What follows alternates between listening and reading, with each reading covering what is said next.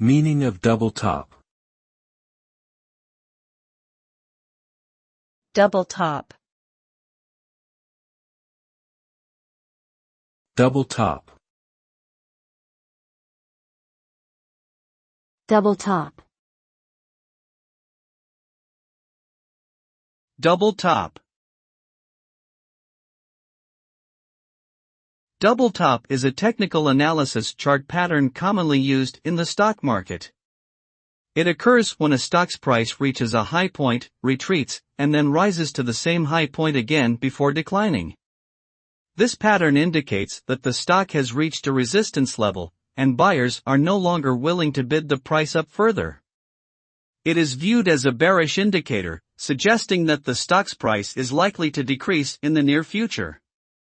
Traders often use this pattern to make selling decisions and to place stop-loss orders to limit their losses.